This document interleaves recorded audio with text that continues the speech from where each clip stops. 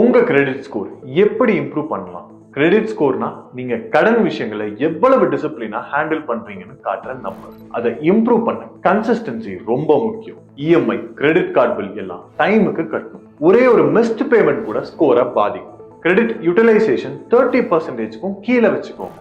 Limit அதிகமா use பண்றது லெண்டருக்கு ரிஸ்கா தெரியும். ஷார்ட் டைம்ல நிறைய லோன், கிரெடிட் கார்டு அப்ளை பண்ணாதீங்க. அது கிரெடிட் என்கொயரிஸ அதிகமாக்கி உங்க ஸ்கோரை குறைக்கும். Secured loan, unsecured loan health மிக்ஸா இருக்கட்டும். ஓல்ட் அக்கௌண்ட்களை அவசரமா க்ளோஸ் பண்ணாதீங்க. கிரெடிட் ஹிஸ்டரி இருந்தா ஸ்கோர் நல்லா காட்டும். ரெகுலரா கிரெடிட் ரிப்போர்ட்டை செக் பண்ணுங்க.